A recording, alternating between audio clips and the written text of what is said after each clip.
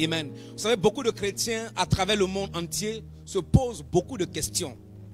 N'est-ce pas? Beaucoup de personnes à plusieurs reprises se sont demandé pourquoi, n'est-ce pas, elles continuent, n'est-ce pas, de faire face à certaines situations bizarres, des situations difficiles, des situations même étant nées de nouveau, ces chrétiens ne comprennent pas. Un grand nombre de personnes continuent de se battre, n'est-ce pas, avec des problèmes de la vie, continuent, n'est-ce pas, de tomber, d'expérimenter les échecs, même après avoir donné leur vie à Jésus. Amen. Mais ce soir, je vais t'expliquer. Écoute-moi bien. Il y a certaines catégories de personnes qui ont traité leurs fondements, qui ne sont pas mieux que toi, et qui ont réussi, n'est-ce pas, à aller de l'avant. Votre vie est comparée, par exemple, à ce que j'appelle un édifice. Et que l'édifice tienne debout ou s'écroule dépend de quoi? Dépend, n'est-ce pas, du type de fondement sur lequel l'édifice est érigé. Votre vie peut être comparée à ce qu'on appelle l'édifice. Si votre fondement, n'est-ce pas, est faible, vous allez continuer de lutter contre, n'est-ce pas, des situations chancelantes. Alléluia, des situations qui vont vous permettre, n'est-ce pas, vous amener à chanceler. Et un jour, vous allez finir par vous écrouler. Et c'est pourquoi ce soir, je prie que si tes fondements ne sont pas solides, je déclare que le Seigneur les solidifie au nom de Jésus. Amen. Alléluia. Amen. C'est pourquoi tu dois t'élever et confronter, n'est-ce pas, ce fondement. Amen. Laisse-moi te donner quelque chose de la définition des fondements. Le fondement est la base et le début, la source et l'héritage de quelqu'un. Le fondement, c'est l'héritage de quelqu'un. L'héritage spirituel, c'est la base, c'est le début. Amen. Et aussi le commencement, l'origine de quelque chose ou de quelqu'un. Le fondateur est celui qui crée, n'est-ce pas, la chose. Et la fondation sert de support. La fondation est la base. C'est la structure qui tient une maison ou qui tient quelque chose à partir du sous-sol.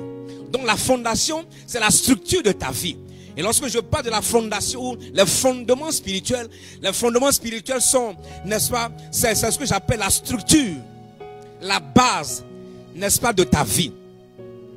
Un individu sans passé n'existe pas. Écoute-moi bien, il n'y a pas quelqu'un qui n'a pas de passé. Nous avons tous un fondement. Notre passé, bien sûr, il remonte depuis tes ancêtres. Écoute, tu n'es pas tombé du ciel. Tu es sorti des personnes dont, n'est-ce pas, qui sûrement ont eu un fondement spirituel lourd, négatif, qui ont affecté leur vie et qui vont affecter aussi ta vie. Même si nous sommes nés de nouveau, nos ancêtres n'étaient pas nés de nouveau. Imagine une personne dont les ancêtres ont pilonné les enfants pour être riches. Imagine, même étant né de nouveau. La nouvelle naissance ne veut pas dire que les fondements là n'existent pas. Même si tu es né de nouveau, ces fondements-là existent.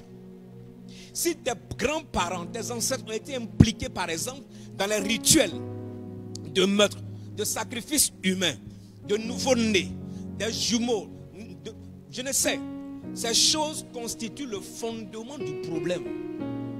Si quelqu'un dans ta lignée a été mêlé à ces choses, y compris tes ancêtres, bien sûr, cela veut dire qu'il y a quelque chose qui ne va pas. Et j'ai dit que la destinée d'une personne est liée à la fondation ou les fondements dont la personne a hérité. Si les fondements ne sont pas solides, il y a des fondements qui ne sont pas solides pour supporter la prospérité. Il y a des familles, par exemple, tu peux prospérer, mais les fondements spirituels n'étant pas solides, ces fondements du moins ne peuvent pas supporter la prospérité. Vous allez voir à un moment donné, les personnes dans la famille commencent à dégringoler financièrement, les personnes commencent à descendre socialement. Pourquoi? Vous allez voir les personnes prospères et à un moment donné, les personnes commencent à chuter. Ça veut dire qu'il y a quelque chose quelque part. Et ce n'est pas seulement une seule personne, ce n'est pas seulement deux, plusieurs personnes dans la famille commencent, n'est-ce pas, à expérimenter la même chose. Il y a un fondement qui ne supporte pas la prospérité, qu'il faut essayer, n'est-ce pas, de rétablir. Les fondements sont des héritages. Première chose, en introduction, les fondements sont des héritages. Le fondement peut être un héritage matériel, un héritage social, un héritage de la tradition, de la souffrance. Amen. Le problème que ton père a eu peut également, n'est-ce pas, affecter ta vie. Tu peux hériter des problèmes de ton père. Il y a certaines personnes qui ont hérité des problèmes de leur père. C'est ce qu'on appelle le fondement. Tu viens de quelque part. Tu es sorti de la personne. C'est ce qu'on appelle l'ADN. Ça est dans ton sang. Et spirituellement, n'est-ce pas, cela affecte ta destinée. La maladie parfois qui a tué, n'est-ce pas, un parent, peut tuer et peut te tuer. C'est pourquoi ce matin, tout ce que ce soit, du moins, tout ce que tu as hérité de tes pères de façon négative, tous les problèmes que ton père a reçus et ton père a eu, les problèmes qui ont affecté ta vie et qui commencent à affecter ta destinée, ce soir, je déclare que cela soit renversé et annulé au nom de Jésus. Tout problème spirituel qui constitue le fondement de ta destinée et qui affecte ta destinée, je déclare que cela soit renversé dans le nom de Jésus. Et les maladies qui ont tué, vous savez, moi, mon père est décédé de l'insuffisance rénale. J'ai mon petit frère, je te dis, qui est décédé de l'insuffisance rénale. Il y a pour les mêmes maladies, n'est-ce pas, d'un parent qui a le diabète, peut affecter ta vie. Il y a les fondements spirituels. Le niveau de ton père peut être ton niveau. Souvent, ton père atteint une limite. Tu nais et toi aussi tu atteins la même limite.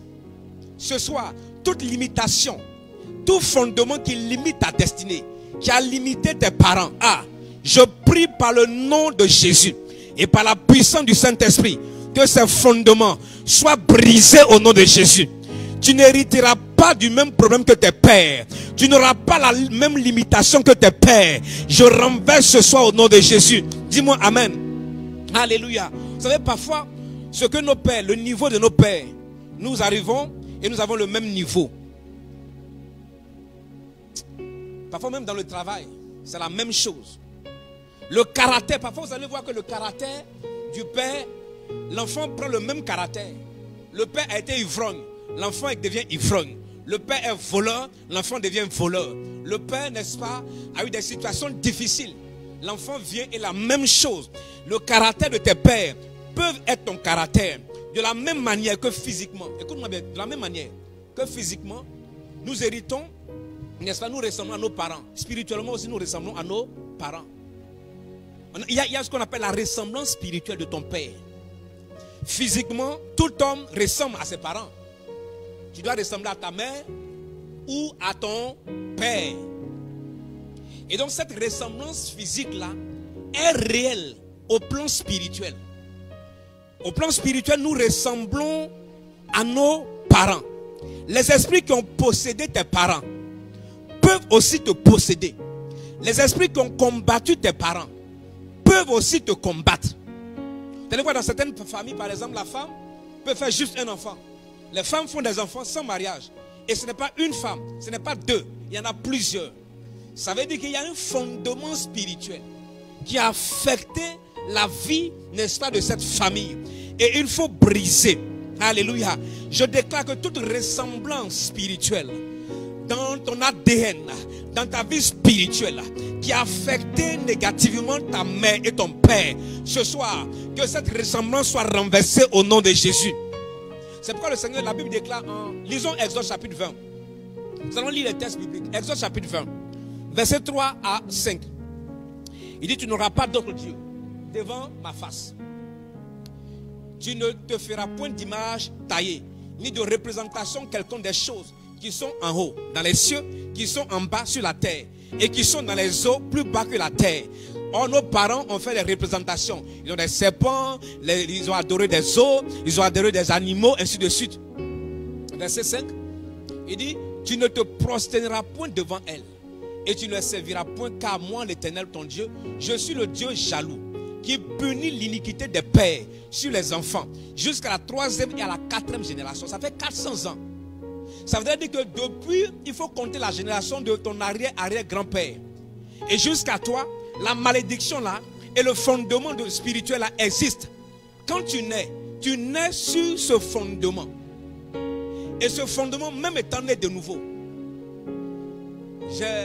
Souvent je souris lorsque les gens prêchent en disant, dès que tu es né de nouveau, il n'y a plus de problème, ton passé est fini. Mon ami, ce n'est pas vrai.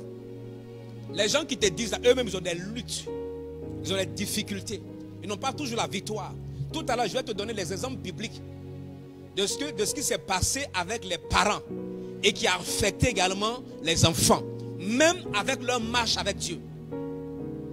Amen. Donc Dieu punit l'acte d'idolâtrie de la première génération jusqu'à la 4e, c'est-à-dire 400 ans.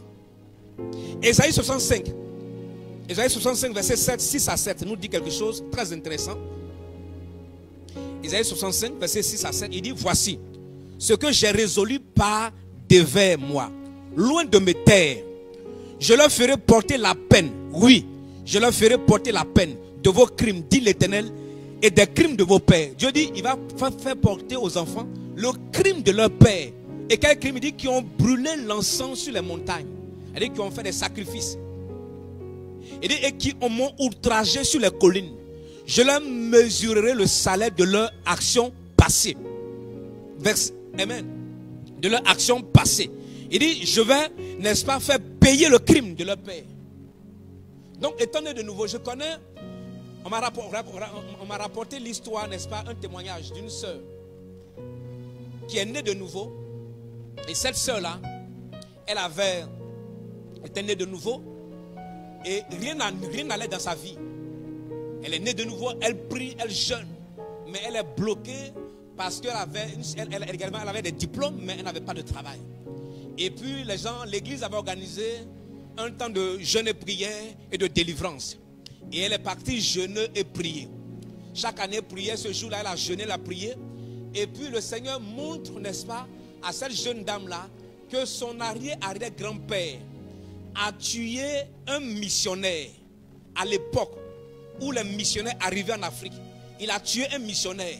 Et ils ont pris sa tête-là pour faire, n'est-ce pas, un bol pour boire de l'eau, comme trophée. Et le Seigneur lui a dit, tu es né de nouveau, mais cette malédiction pèse sur toi. Il faut annuler et renverser. Lorsqu'elle a jeûné, elle s'est identifiée au péché de ses arrière-grands-pères. Elle s'est humiliée, elle a annulé, elle a brisé. C'est alors que quelque temps après, elle a pu obtenir, n'est-ce pas, un emploi. Elle était née de nouveau, longtemps dans l'église. Les fondements nous affectent. Si tu ne traites pas tes fondements, tu n'iras pas loin. Tu vas essayer de monter. Ça va te ramener en arrière. Il est écrit dans Lamentation 5.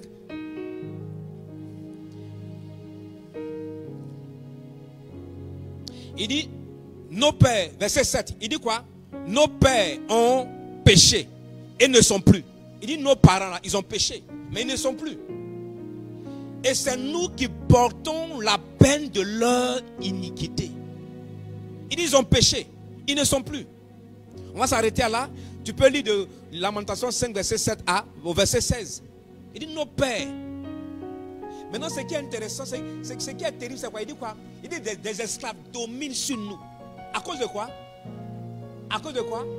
De l'iniquité. La fondation là a permis que nous sommes devenus esclaves. Même des esclaves dominent sur nous. Nous qui avons la possibilité d'être en haut. Aujourd'hui, beaucoup de chrétiens, n'est-ce pas, selon le plan de Dieu, devraient être à la tête et non à la queue. Mais même des esclaves, des païens, continuent de les manipuler, continuent de les dominer sur leur vie, continuent de les affecter, de les diriger, de les conduire. Et dit, personne ne nous délivre. Ma prière ce soir, tout esclave qui s'est levé et qui manipule ta vie, qui s'assoit sur ta vie, je déclare qu'il soit délogé au nom de Jésus. Amen. C'est pourquoi on dit, nos parents ne vivent plus, mais nous continuons de porter la peine de leur péché, parce que la malédiction là, elle est pour 4 générations, 400 ans. C'est ce qu'on appelle, n'est-ce pas, le fondement. C'est ce que veut dire le fondement comme héritage. Il y a des gens qui ont hérité quelque chose. Les familles entières ont été détruites à cause de l'héritage, le fondement de leurs parents. divorce sur divorce, blocage sur blocage. Même dans le ministère, parfois il y a des blocages et nous n'arrivons pas à comprendre. Nous devons traiter les fondements. Ah, ce soir, par le feu du Saint-Esprit, que l'héritage spirituel qui t'a été légué soit consumé au nom de Jésus. Tout héritage diabolique, héritage de la sorcellerie, légué dans ta fondation, légué dans ta famille et qui affecte négativement ta vie, par l'onction qui sort de l'autel, que cela soit consumé au nom de Jésus. Amen. Il n'est pas normal que tu continues de vivre ce que tes pères ont vécu. C'est pourquoi l'église doit être un endroit de prière. Les choses doivent être déterminées dans la prière. Lorsque j'ai compris la vie de Pierre, et que la Bible déclare que Jésus dit à Pierre, Satan te réclame. Alors que Jésus a changé le nom de Simon en Pierre. S'efface. Nouvelle créature. Nouvelle personne. Mais son passé spirituel donnait droit à Satan de venir le réclamer. Parce que une chose que tu dois comprendre, demain je vais parler de ça. On ne change pas l'alliance. Si tu veux quitter une alliance, il y a ce qu'on appelle les conséquences de l'alliance. Il y a les avantages et les inconvénients. Et donc lorsque les gens signent l'alliance, l'alliance que tes pères ont tissée, on dit à tes parents, voici ce qu'on vous donne, voici le retour.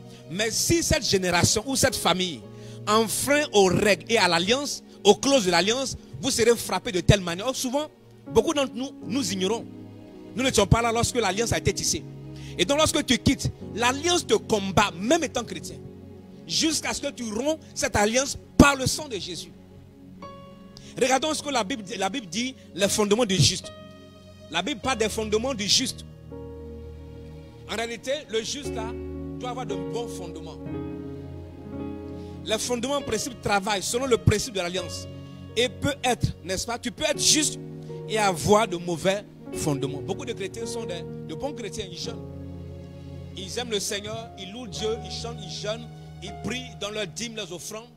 Et souvent, rien ne bouge.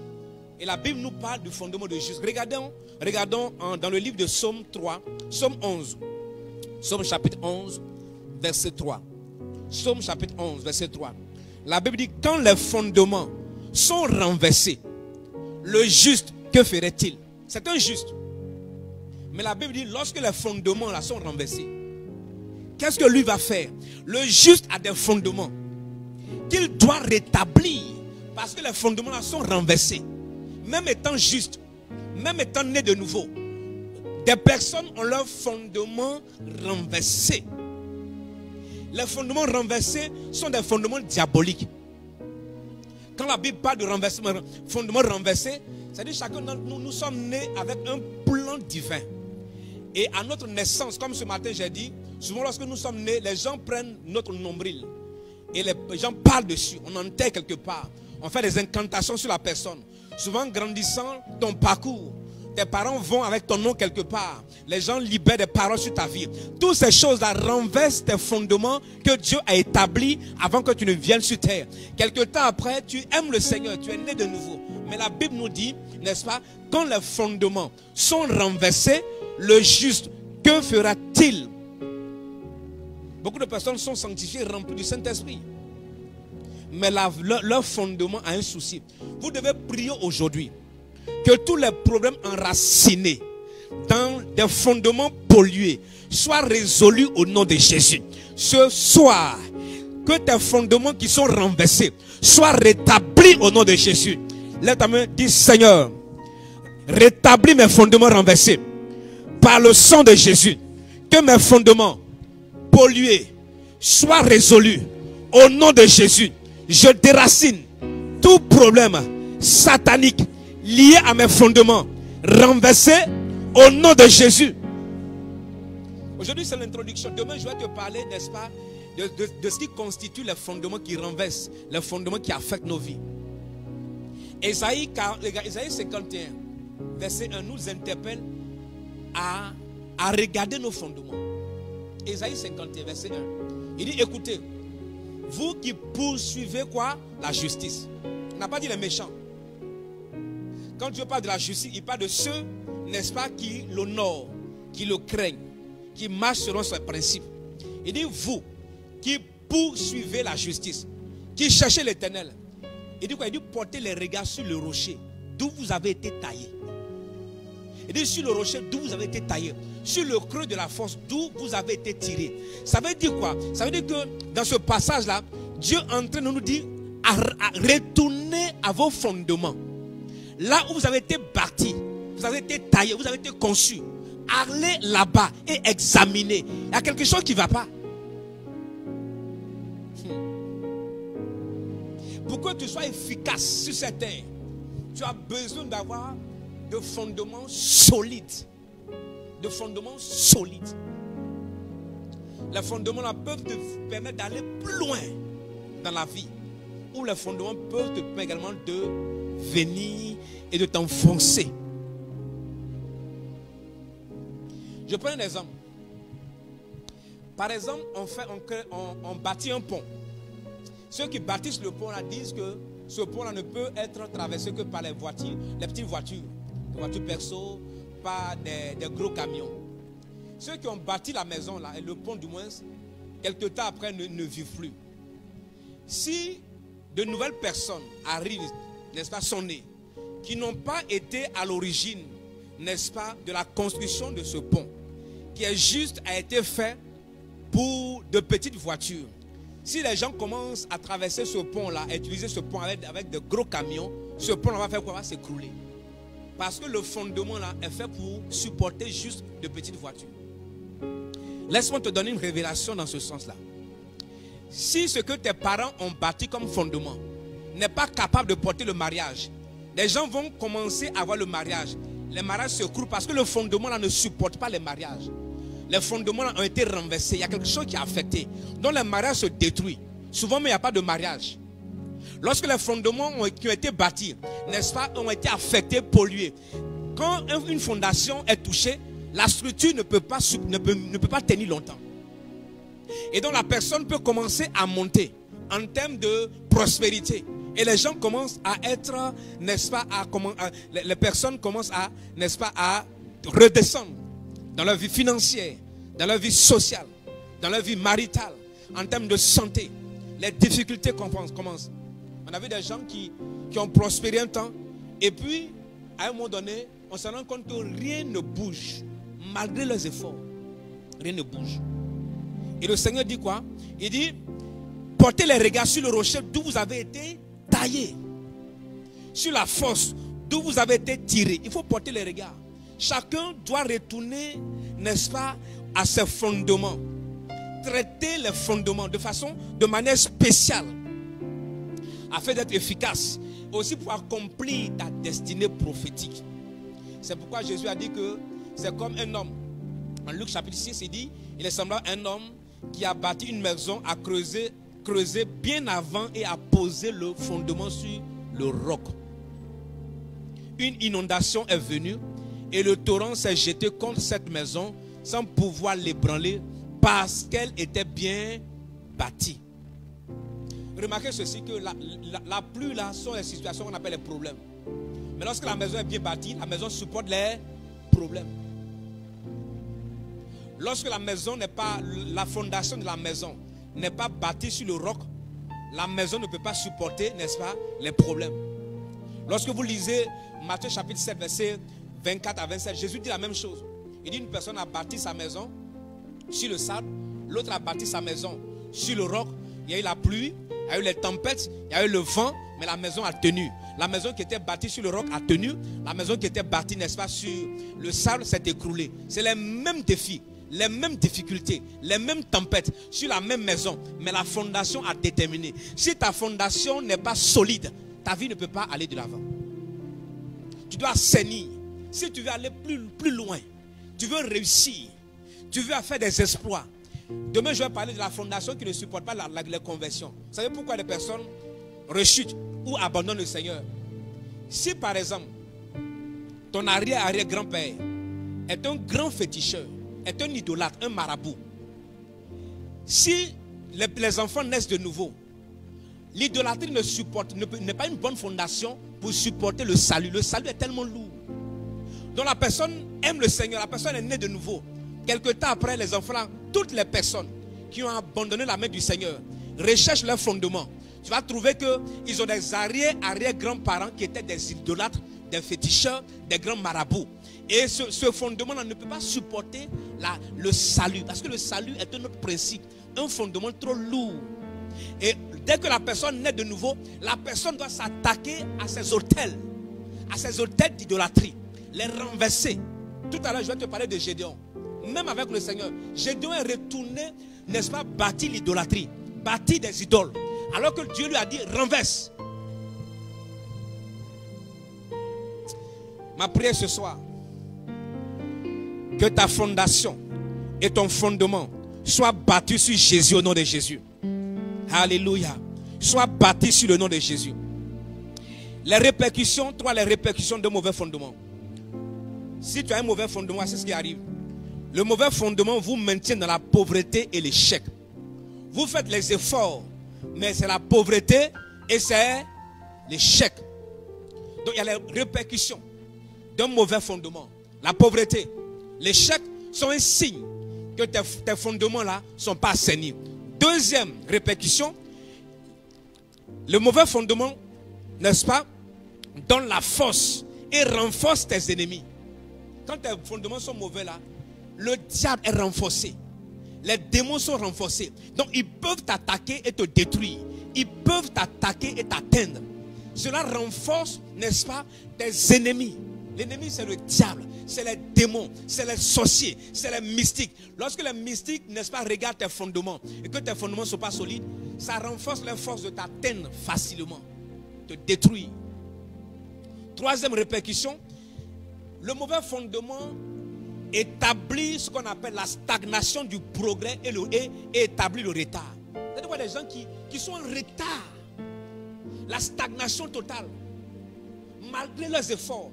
Si ce soir, tu fais des efforts pour avancer et que rien ne marche et que tu sens que dans ta génération même tu es en retard, je brise cela au nom de Jésus.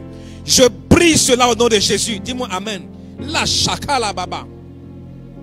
Tout fondement qui te maintient dans la pauvreté, dans le chèque, soit consumé par le feu et renversé au nom de Jésus. Vous savez, parfois je dis à certaines personnes, moi par exemple, à 24 ans, je sais pas, à 24 à 25 ans, je vais mettre le diplôme que je devais avoir. À 24 ans, je pense bien, tout ce qu'il faut avoir, selon ce que je voulais faire. Mais vous savez, dès que j'ai fini, pour avoir un emploi, c'est ma grande soeur travaillait dans un endroit incroyable. Notre aînée de ma maman. Quelque temps après, dès qu'elle a accouché, elle a perdu son emploi. Jusqu'à aujourd'hui, elle n'a plus travaillé.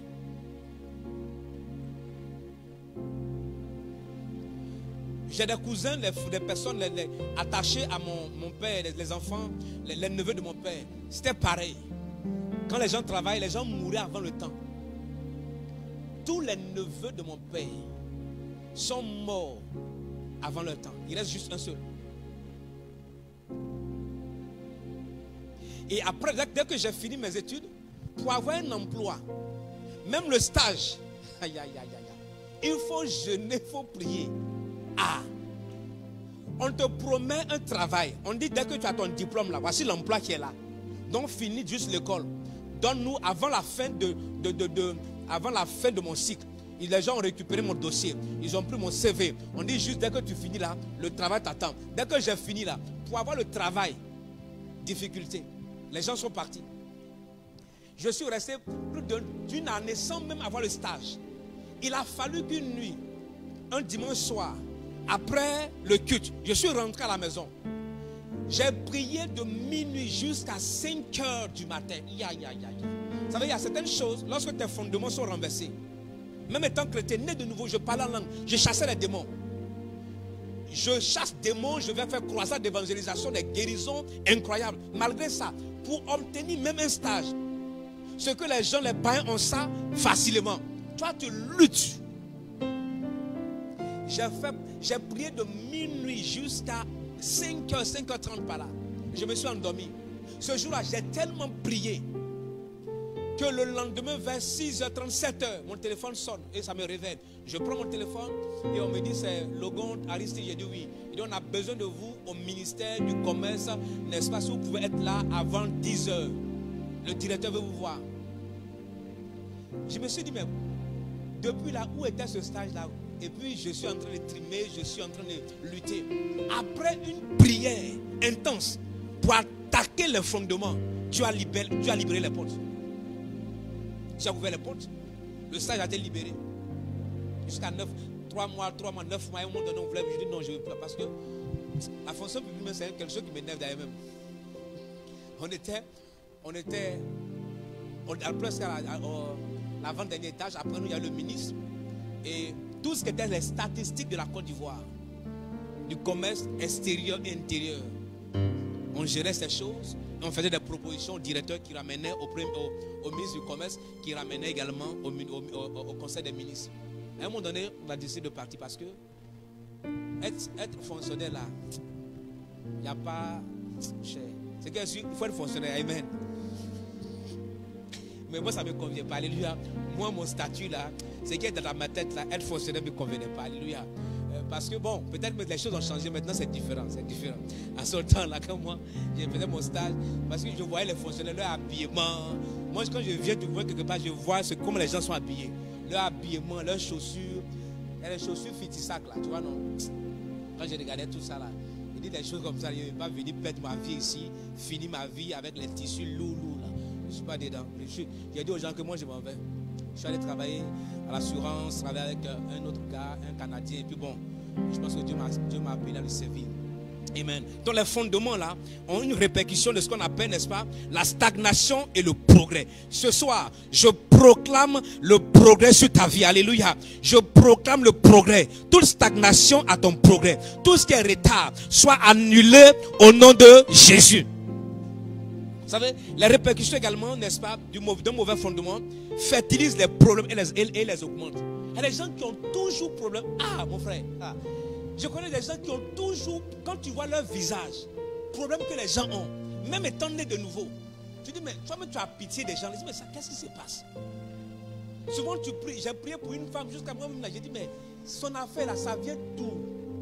Ça ne change. Elle est restée à l'église, ça fait 5 ans. Elle n'est plus maintenant. 5 ans. Oh. Rien ne bouge. Oh. Ça veut dire que même elle vend, il n'y a rien. Payer le loyer, c'est compliqué. Manger, c'est compliqué. Mais tu as l'impression que rien. Ça veut dire qu'il y a le fondement quelque part qui crée des problèmes. Dès que la situation devient meilleure, un peu nette, boum, tout s'écoule. Tout s'écoule. Ce soir, je déclare que tout ce qui a été planifié par l'ennemi et qui a fait ta destinée, qui augmente tes problèmes, que cela soit enlevé au nom de Jésus. Amen. Amen. On a des gens qui ont des problèmes, même dans l'église. Des chrétiens, des familles. Souvent tu vois des familles. Les enfants sont intelligents, mais les gens n'arrivent pas à aller loin. Tu te dis, mais qu'est-ce qui se passe? La personne commence à aller à l'école, elle est intelligente, elle a le BPC, et puis troisième, non, je ne veux plus. Seconde, je ne veux plus. Terminale, non, je ne veux plus. Souvent même là, dès que les personnes arrivent, il y a ce qu'on appelle la limitation. Lorsque tu vois des enfants intelligents, des jeunes filles intelligentes, à un moment donné qui arrivent en terminale, qui ont le bac, l'université, tu vas voir que ça devient compliqué. Tu ne comprends pas comment une jeune fille intelligente peut aller prendre grossesse. Avec un vanipé, tu vois le monsieur là même là. Là où la jeune fille est avec son papa, c'est mieux que là où le jeune homme là elle se trouve. Les fondements là dirigent. Demain je vais parler des fondements qui dirigent nos vies, qui nous conduisent. Là où tu ne veux pas partir là, les fondements là dirigent ta vie. Les fondements, le mauvais fondement également amène ce qu'on appelle le célibat chronique. On peut être célibataire, c'est pas mauvais. Mais célibataire chronique. Célibat chronique dans ta famille, tout le monde. Enfants, femmes, hommes. Il y a les hommes même pas. C'est-à-dire, quand célibataire un homme, tu vois que le gars là est vraiment, c'est un célibataire. Même femme, même petite femme, on peut avoir. Mais les gens sont... On m'a fait venir quelqu'un ici, dans l'église. Jusqu'à l'année dernière, une soeur l'a fait venir. Il y a tellement de problèmes. Il était intelligent, mais il a tellement de problèmes. On on a prié pour lui. Quand il nous a expliqué son affaire de célibat là même là, ça nous dépasse. Et moi-même ça me dépasse. C'est-à-dire que je ne comprends rien. C'est qu'il fait même lui-même, il est assis là. Parfois tu es en train de lui parler, puis ses idées sont ailleurs, il est parti quelque part. Après il revient, il ne sait pas ce que tu es en train de dire, mais il dit mais ça c'est quel gars ça? Et après on m'a expliqué que son père a eu le même problème. Sa mère a la même situation. Et il n'arrive même pas à s'en sortir. C'est-à-dire que le fondement là était difficile. Et tu vois des gens comme ça qui se promènent à Lomé, qui se promènent dans nos villes, dans nos villages, dans nos églises. Ces personnes se promènent d'église en église. Rien ne marche. Souvent on prie pour un temps. C'est pourquoi par exemple si je prie pour toi pour avoir un emploi et que le fondement là de ta famille ne supporte pas l'emploi, quelque temps après tu perds ton emploi. Ça veut dire qu'il faut qu'on traite les fondations. Ce soir là, alors que je parle là, il faut traiter les fondements de ta famille, liés aux emplois, liés au mariage. Amen. Cela provoque aussi, n'est-ce pas, ce qu'on appelle la mort prématurée. La mort prématurée. Lorsqu'une personne, n'est-ce pas, ayant un mauvais fondement, progresse, quelque temps après, vous allez voir que il y a des familles où la mort est prématurée. Les gens meurent tôt. Les gens ne vieillissent pas. Je prie que tout fondement de mort prématurée dans ta famille soit renversé au nom de Jésus. Dis-moi amen. Que cela soit renversé au nom de Jésus. Laissez-moi vous montrer également les fondements de la Bible. On va voir le cas d'Abraham. Fondement de la Bible. Et le cas d'Abraham, ce qu'on appelle fondement de mensonge. Il y a un fondement de mensonge. Lisons Genèse 12, verset 10 à 13. La Bible déclare qu'il eut une famine dans le pays et Abraham descendit en Égypte pour y séjourner car la famine était grande dans le pays. Verset 11. Verset 11. Comme il était prêt d'entrer en Égypte, il dit à Sarai, sa femme, voici, je sais que tu es une femme belle de figure. Quand les Égyptiens te verront, ils diront, c'est sa femme. Et ils me tueront. Et ils te laisseront en vie. Verset 13. Dis, je te prie que tu es ma soeur, afin que je sois bien traité à cause de toi et que mon âme vive grâce à toi. Ça, c'est Abraham qui dit ça. Voyons son fils Isaac. Quand Abraham disait ça, Isaac n'était pas encore né. Ils ne sont pas partis en Égypte avec Isaac. Hein. Isaac n'était même pas encore né. Donc Isaac ne savait pas ce que Abraham a dit. À qui? À sa maman. 24 ans, 25 ans après, Isaac naît. Isaac aussi grandit. Il prend une femme. Lisons Genèse 26, verset 6 à 7. Isaac aussi va dire la même chose. Et Isaac resta à Guérar. Genèse 26, verset 6 à 7. Les gens du lieu faisaient des questions sur sa femme. Il dit c'est ma soeur. Est-ce que ça c'est normal ça? Isaac aussi dit c'est ma soeur. Car il craignait en disant ma femme que les gens du lieu ne le tuassent. Parce que Rebecca était belle de figure. C'est que son papa Abraham a fait là. On appelle ça fondement. Il y a des familles où quand tu vois des enfants qui mentent là, il faut remonter à leurs parents, à leurs grands-parents. Même quand il y a des femmes qui mentent, il était dit. Il y a des femmes qui mentent incroyablement. Souvent, ces personnes ne s'en rendent pas compte. Je connais une personne qui est décédée maintenant. Mon oncle disait que le gars là, si on finissait de mentir, lui, il allait acheter mensonges des gens pour continuer. Il ment tellement, sans s'en rendre compte. Donc, voici le fondement de mensonge d'Abraham. Son fils Isaac vient faire la même chose. Maintenant, allons-y à leur petit-fils. Le petit-fils, n'est-ce pas, d'Abraham, c'est qui? C'est Jacob. Lisons Genèse, chapitre 27, verset 1 à 40. Qu'on lit l'histoire, c'est tellement long. Genèse 27, verset 1 à 40. Lis. Vous allez voir une situation qui va se passer. Jacob aussi ment. Il va dire à son père Isaac, il va prendre les habits d'Ésaü. Il met les peaux d'animaux parce qu'Ésaü était poilu. Il était velu, assez de poils. Il va prendre les vêtements d'animaux et il prend les vêtements d'Ésaü. Et ça sent comme Ésaü. Et il vient dire à son père dont la vue n'était pas assez visible parce que la Bible déclare que la vision la vue d'Isaac, n'est-ce pas, ternissait. Donc il ne voyait plus bien.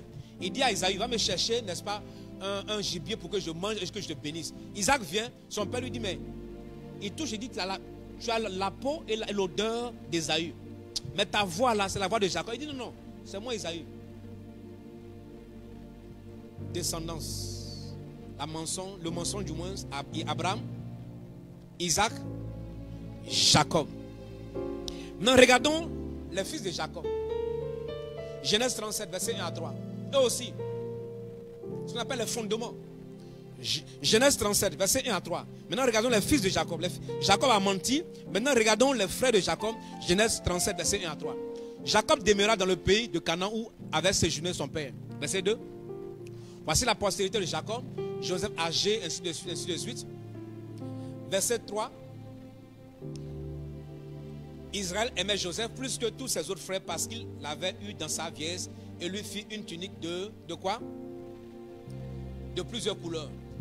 Quand ils vont vendre, ils ont vendu Joseph, ils sont allés dire quoi? Ils sont allés dire que on a trouvé son habit là, ils ont trempé dans le sang, on dit sûrement un animal l'a dévoré.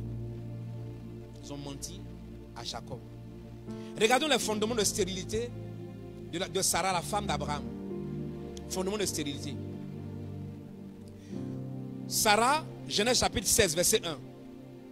Genèse 16, verset 1, nous dit quoi? Sarah, femme d'Abraham, ne lui avait point donné d'enfant. Elle avait une servante égyptienne nommée Agar. Donc, Sarai n'avait pas d'enfant. Tout le monde sait que Sarah était stérile pour un long moment. Sarai qui est devenue Sarah. Lorsqu'on voit Rebecca, qui est la femme d'Isaac, j'ai dit souvent que, en réalité, ce n'est pas les femmes qui sont stériles, mais la stérilité se trouve dans la fondation au niveau d'Abraham. Parce que Isaac aussi va prendre une autre femme qu'on appelle Rebecca. Et la Bible déclare, Genèse 25, verset 21. Isaac implora l'Éternel pour sa femme car elle était stérile. Donc le fils d'Abraham aussi, sa femme est stérile. La femme d'Abraham est stérile. Le fils d'Abraham, sa femme aussi est stérile, fondement de stérilité. Maintenant, Jacob, qui voulait marier Rachel. Jacob prend Rachel. La Bible nous dit, Genèse 29, verset 31. Rachel aussi est stérile, fondement spirituel, qui affecte la vie. Vous allez voir que le père a menti, le fils aussi a menti, le père a connu la stérilité, le fils aussi a connu la stérilité. C'est-à-dire que leur génération, n'est-ce pas, avait un fondement de quoi? De stérilité, de mensonge. Ce soir-là, c'est la base. Je veux que tu comprennes. Alors que je parle, regarde du côté de ton père, du côté de ta mère, dans ta famille. Regarde les fondements. Quelque chose qui se passe de génération en génération. Quelque chose qui s'est passé et qui a affecté certains membres de ta famille, certaines sœurs, certains frères et toi-même. Prenons le cas de Moïse, fondement de colère.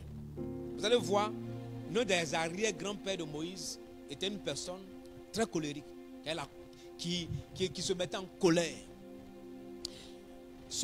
Moïse est fils de Lévi, n'est-ce pas? Moïse est fils de Lévi. Lévi était très coléreux, Lévi. Vous allez voir qu'en Genèse chapitre 34, et Jacob même a maudit, n'est-ce pas, la colère de ses enfants de Lévi. Genèse chapitre 49, verset 5 à 7. Genèse 49, verset 5 à 7. Simeon et Lévi, son frère, leurs glaives sont des instruments de violence. C'est-à-dire, ça c'est quand Jacob a commencé à prononcer les paroles. Il est en train de maudire la colère de Lévi. Parce que Lévi là, la Bible déclare que quelqu'un a violé leur soeur. Ils se sont levés pour tuer. Ils ont tué la personne. Même lorsque la personne s'est repentie, ils ont tué la personne dans la colère.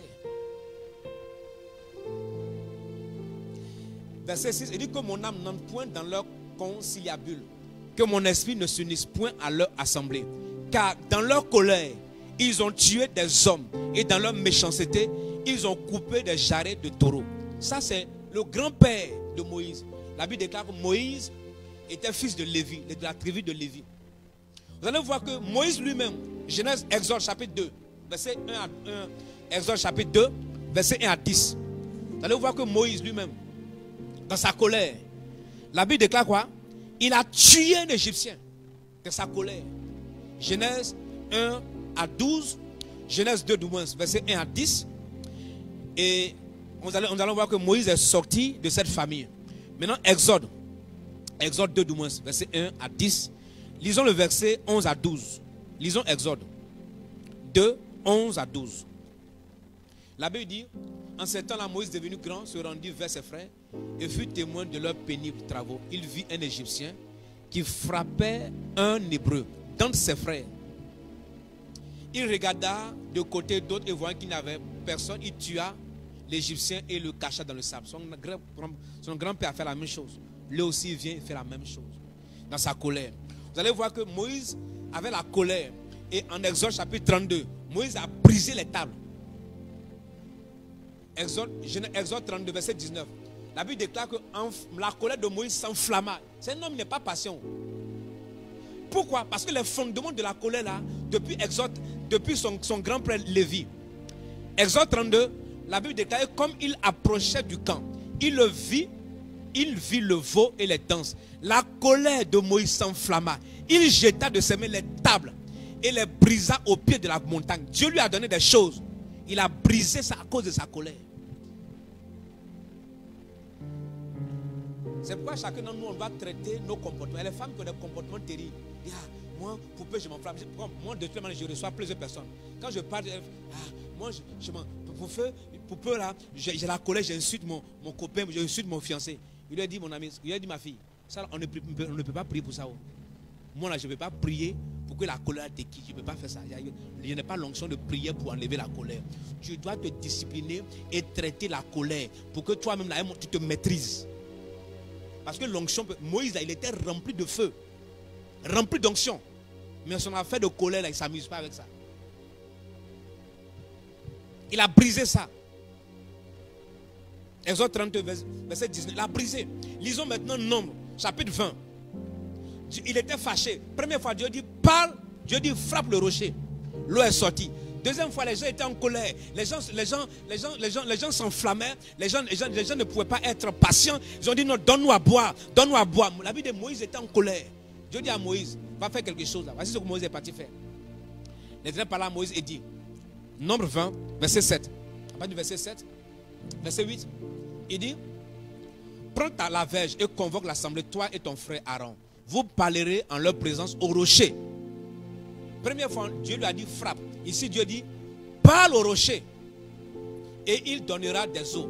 Tu feras sortir pour eux de l'eau du rocher et tu abreuveras l'assemblée de leur bétail. Verset 9. Moïse prit la verge qui était devant l'Éternel, comme l'Éternel le lui avait ordonné. Verset 10. Moïse et Aaron convoquaient l'assemblée en face du rocher. Et Moïse leur dit, écoutez donc, rebelles, est-ce de ce rocher que nous vous ferons boire de l'eau? Verset 11. Et Moïse frappa, leva la main et frappa 2 fois le rocher avec sa verge. Et il sortit de l'eau en abondance. L'assemblée but et le bétail. N'est-ce pas? Et aussi le bétail. Verset? À quel verset? Verset 12. Alors l'Éternel dit à Moïse et à Aaron, parce que vous ne m'avez pas cru, vous n'avez pas cru en moi pour me sanctifier. Aux yeux des enfants d'Israël, vous ne ferez point entrer cette assemblée dans le pays que je lui donne. Moïse, par sa colère, il est parti, il a frappé. On lui dit de parler au rocher. Il allait frapper le rocher. Ça empêchait Moïse d'entrer dans la terre promise.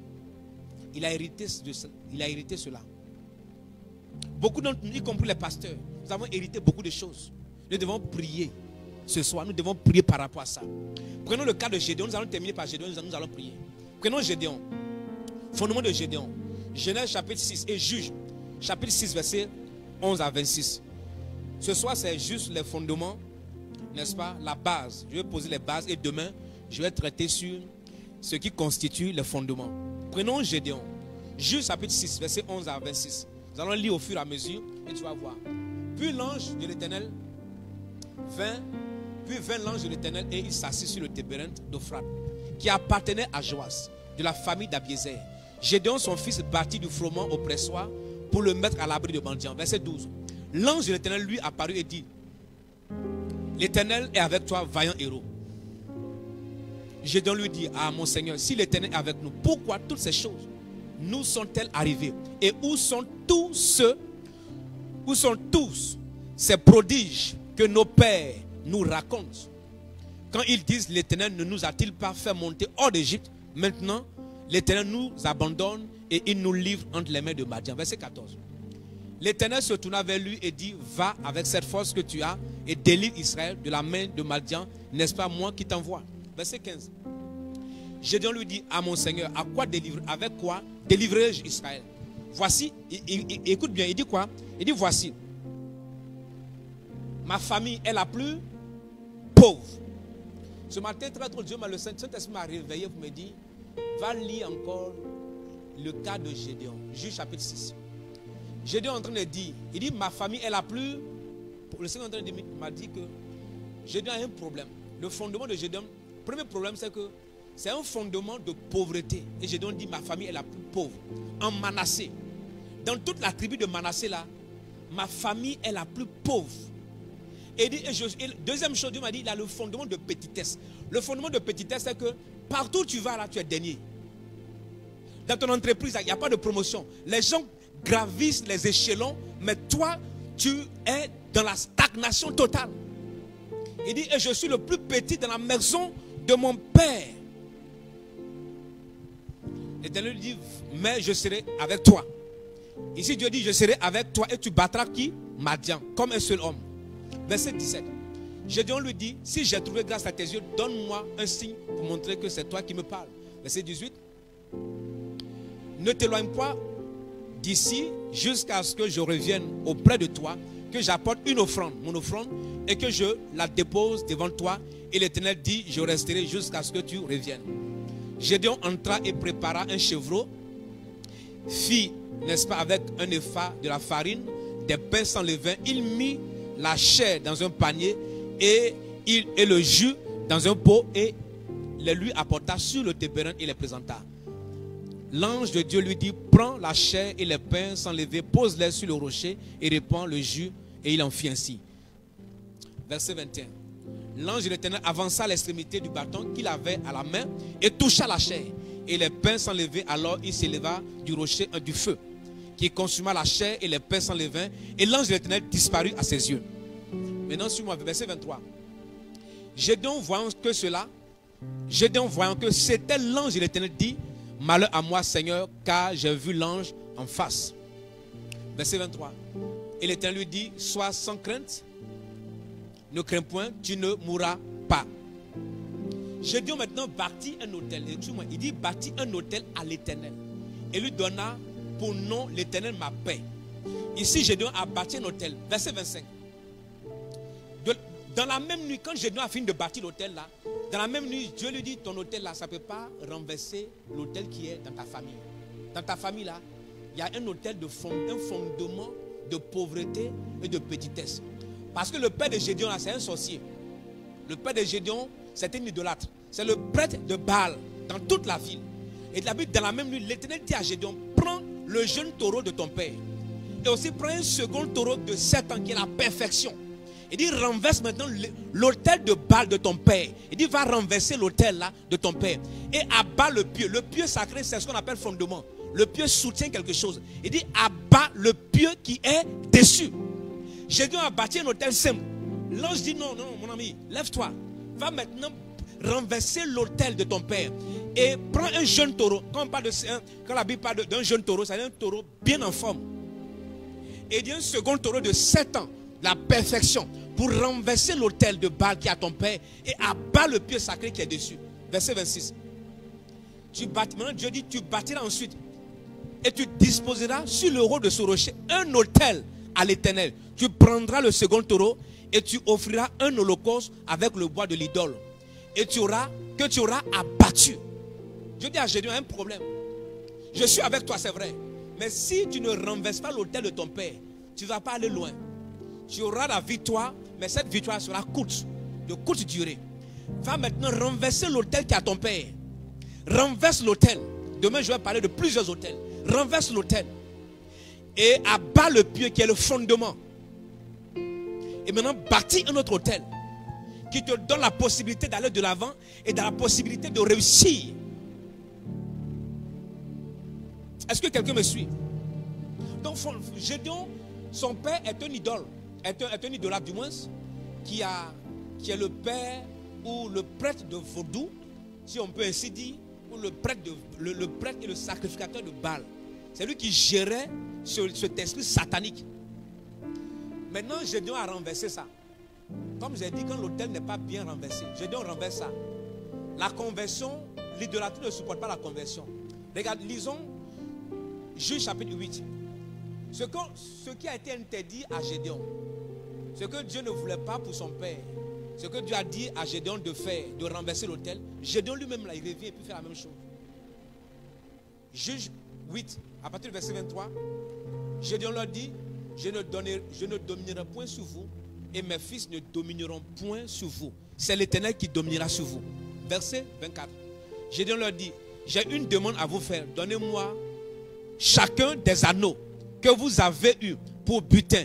Les ennemis avaient les anneaux d'or et ils étaient ismaélites. Verset 25. Il dit, nous les donnerons volontiers. Et il étendit un manteau sur lequel chacun jeta des anneaux de son butin. Verset 26.